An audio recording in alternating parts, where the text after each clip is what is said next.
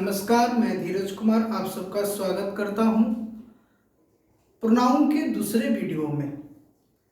अभी पहले वाले वीडियो में प्रोनाउन के डेफिनेशन के बारे में जाना, उसके 5 काइंड्स के बारे में जाना, डेफिनेशंस को सही से समझा।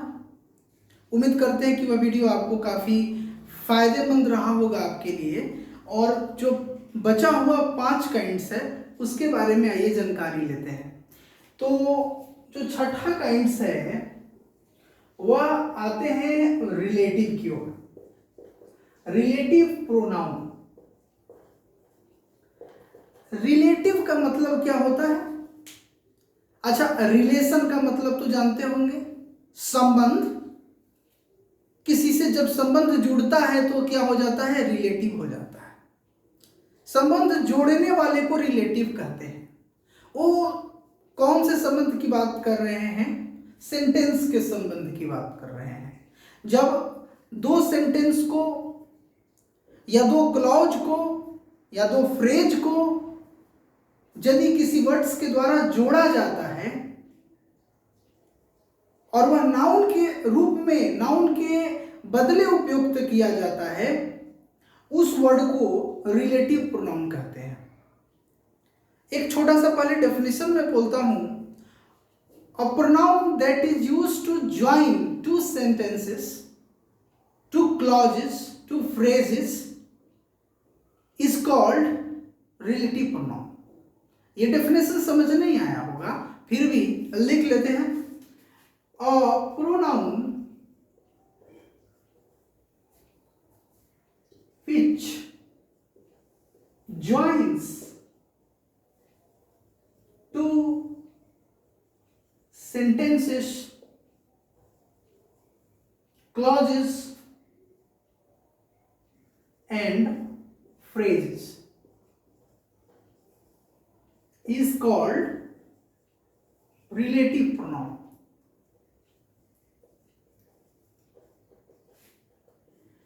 ये तो हमारा डेफिनेशन हो गया जो रटा रटाया। यदि आप रटना चाहते हैं, याद करना चाहते हैं तो याद कर सकते हैं, लेकिन समझने की बारी आती है।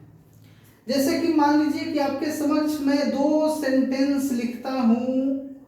Ram is a good boy, he always, या फिर Ram always help me, helps me. मैंने क्या लिख दिया? Ram is a good boy, Ram अच्छा लड़का है, राम मेरी मदद करता है। अब देखो रिलेटिव प्रोनाउन का कमाल क्या होता है। रिलेटिव प्रोनाउन इस 2 सेंटेंसेस को कैसे ज्वाइन करता है एक दूसरे से। देखिए इस सेंटेंस को हम कैसे ज्वाइन कर सकते हैं। Ram is a good boy who always helps me. Ram एक अच्छा लड़का है जो मेरी हमेशा मदद करता है। यानी कि जो हु का इस्तेमाल हुआ है वह किसके लिए इस्तेमाल हुआ है? राम के लिए। यानी कि हु का इस्तेमाल राम के जगह पर हुआ है तो यह प्रोनाउन होगा। और ये 2 सेंटेंसेस को क्या कर दिया है? ज्वाइन कर दिया है।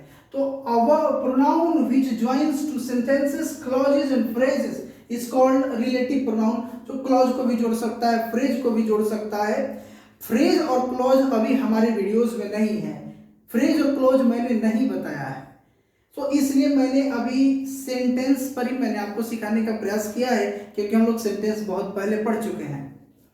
तो यहाँ पर 2 सेंटेंस को हु के लिए हु से जोड़ दिया गया। अब होता कौन कौन है? रिलेटिव प्रोनाउन होता कौन कौन है? हु होता है, व्हाट होता है, व्हिच होता है, whom होता है। ये सब हमारा रिलेटिव प्रोनाउन होता है।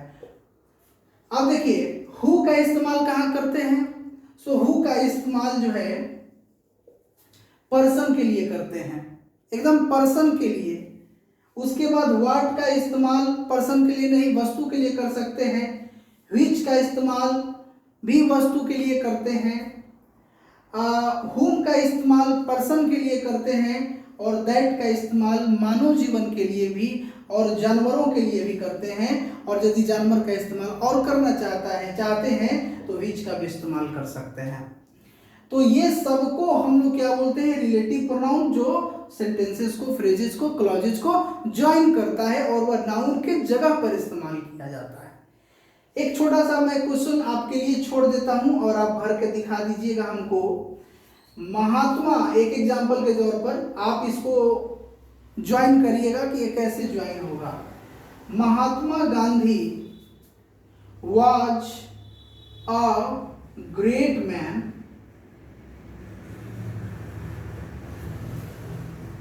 Mahatma Gandhi was known as बापू। महात्मा गांधी एक महान आत्मा थे, महान आदमी थे। महात्मा गांधी को बापू के नाम से जाना जाता था। इन दोनों सेंटेंसेस को आपको इन्हीं का इस्तेमाल करके, यही सब रिलेटिव प्रोनाउन का इस्तेमाल करके आपको ज्वाइन करना है। ये इसका आंसर आप कमेंट बॉक्स में लिखिएगा। मुझे उम्मीद है कि कोई ना कोई जरूर इस सेंटेंस को सही से ज्वाइन कर पाएगा। अब जब हमने व्हाट, हुम, व्हाट ये सब पढ़ ही लिया, तो क्यों ना थोड़ा और अपने कंसेप्ट को क्लियर किया जाए, क्योंकि जो आगे आने वाला काइंड्स है वो अभी इसी से रिलेटेड है। बहुत बच्चे इसमें फंस सकते हैं कि अरे यार व्हाट तो लगा हुआ है तो वह रिलेटिव प्रोनाउन होगा या फिर वह इंट्रोगेटिव प्रोनाउन होगा, क्योंकि जो हमारा अगला काइंड्स पढ़ना है वो रिलेटिव प्रोनाउन होगा, सॉरी इंट्रोगेटिव प्रोनाउन होगा। तो आइए ना उसके बारे में बात कर लिया जाए, इंट्रोगेटिव प्रोनाउन। अब इंट्रोगेटिव प्रोनाउन में भी, अब इंट्रोगेटिव प्रोनाउन क्या कहते हैं, तो इन्हीं सबको तो इंट्रोगेटिव प्रोनाउन कहते हैं। जो वर्ड का इस्तेमाल क्वेश्चन पूछने के लिए किया जाए उसको हम लोग इंट्रोगेटिव प्रोनाउन कहते हैं। तो क्वेश्चन पूछने के लिए किसका किसका इस्तेमाल करते हैं भाई, हु का करते हैं, हाउ का करते हैं, हाउ इसमें भी होगा याद रखिएगा, व्हाट का करते हैं, व्हिच का करते हैं, हुम का करते हैं। तो ये सब भी क्या कहलाएगा, इंट्रोगेटिव प्रोनाउन कहलाएगा। तो पहचानोगे कैसे कि कौन सा हु व्हाट रिलेटिव प्रोनाउन है और कौन सा हु व्हाट इंट्रोगेटिव प्रोनाउन है। तो हमेशा याद रखना मेरे प्यारे बच्चों कि यदि सेंटेंस है, बड़ा सा सेंटेंस है और हु व्हाट व्हिच ये सब बीच में है, यहाँ पे है या फिर सब्जेक्ट के बाद लगा हुआ है, हु व्हाट व्हिच हुम दैट, ये यदि सेंटेंस के बीच में लगा हुआ है या फिर सब्जेक्ट के बाद यूज हुआ है, तो वो सब जो हु व्हाट होगा वह रिलेटिव प्रोनाउन होगा। और वही यदि हु व्हाट शुरुआत में इस्तेमाल हुआ है, who is the best cricketer, अब यहां पर हु का इस्तेमाल क्वेश्चन पूछने के लिए किया गया है, तो अब यहां पर हु होगा वो इंट्रोगेटिव प्रोनाउन होगा, और यहां पर जो हु होगा वह क्या होगा प्यारे बच्चों, रिलेटिव प्रोनाउन होगा। तो इसमें भी कंफ्यूजन लोगों को रहता है कि कौन इंट्रोगेटिव और कौन रिलेटिव, चीजें क्लियर हैं। और इससे पहले वाला, पिछले वाले वीडियो में एक बार मैं याद दिला दूं, रिफ्लेक्सिव प्रोनाउन और इंफेटिव प्रोनाउन, वो भी, उसमें भी आप, मुझे लगता है कि क्लियर होंगे। अब आइए नेक्स्ट बात कर लेते हैं। इंट्रोगेटिव हमारा हो गया, रिलेटिव हो गया, और 8 नंबर जो काइंड्स है पोजेसिव प्रोनाउन। पोजेसिव क्या होता है, पोजेसिव प्रोनाउन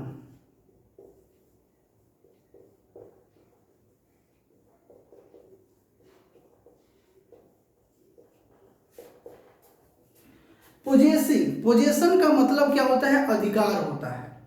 अधिकार, किससे अधिकार का पता चलता है, जो वर्ड अधिकार दिखाता हो उसको हम लोग पोजेसिव प्रोनाउन कहते हैं। अब प्रोनाउन होना चाहिए, वैसे तो बहुत सारे वर्ड हैं जो अधिकार बताते हैं, जैसे कि याद रख लीजिएगा, फिक्स है, माइन, ये डेफिनेशन है हमारा, mine, yours, his, hers,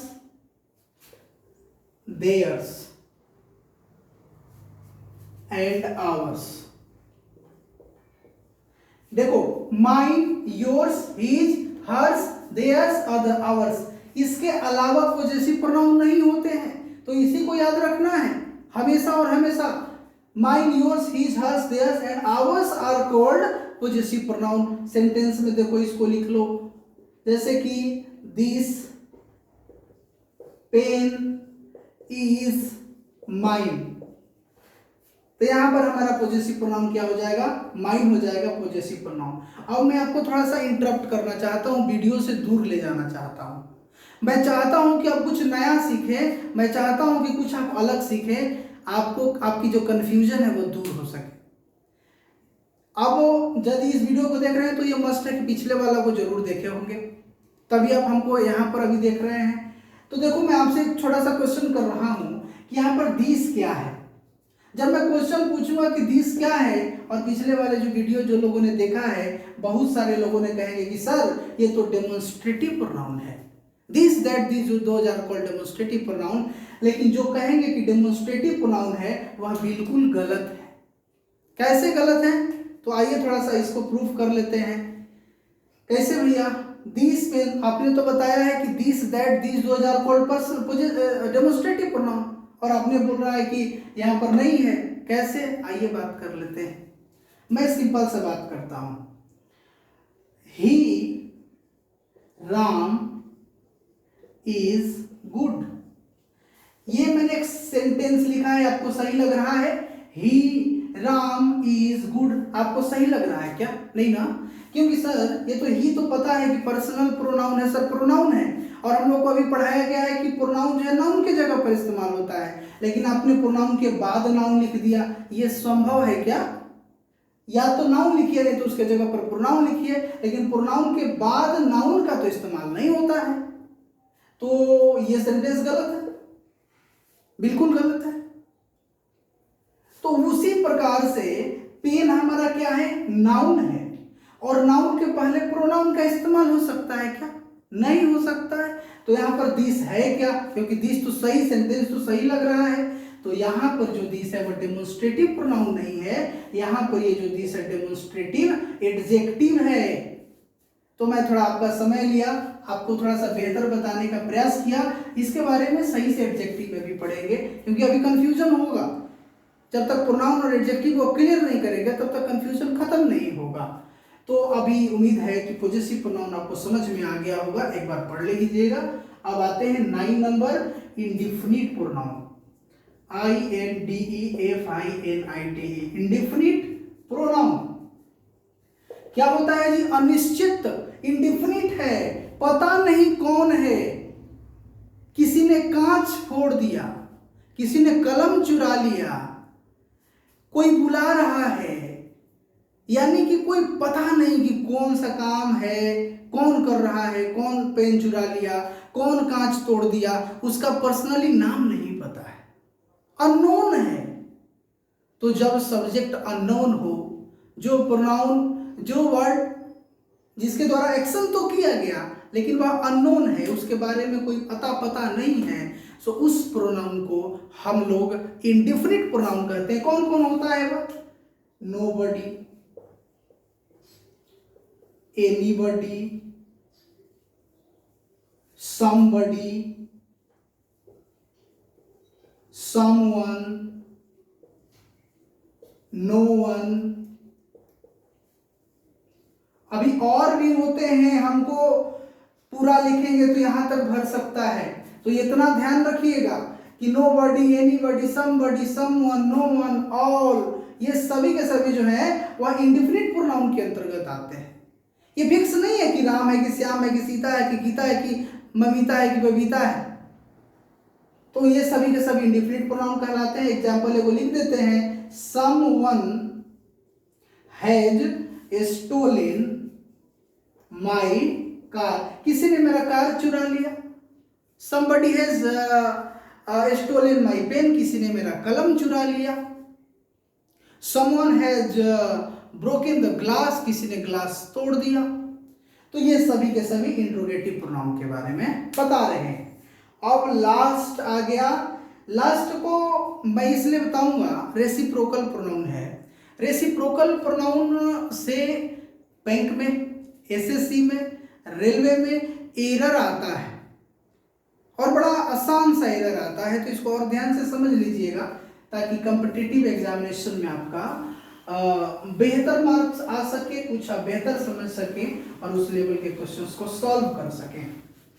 reciprocal pronoun, आइए रेसिप्रोकल प्रोनाउन, बस दूगो वर्ड है, दूगो, each other and one another. इसी दोनों वर्ड को हम लोग क्या बोलते हैं? रेसिप्रोकल प्रोनाउन कहते हैं। Each other and one another are called reciprocal pronoun. लेकिन खेल बाद में है। क्या खेल है भाई? तो इधर देखा जाए, जैसे कि लिखते हैं Ram, Shyam and Sita are going to market with each other. Ram, Shyam और सीता एक दूसरे के साथ मार्केट जा रहे हैं। अब देखो नाम कितना है यहाँ पर? राम है, श्याम है, सीता है, दो से ज्यादा नाम है। तो याद रखना प्यारे बच्चों कि यदि दो से ज्यादा नाम हो तो उस सेंटेंस में ईच अदर जो होता है वो गलत होता है। क्या होगा? वन अनदर का इस्तेमाल होगा। जब दो से ज्यादा नाम है तो वन अनदर, और यदि दो नाम है जैसे Ram and Sita are going to market with each other, वह सही हो जाएगा।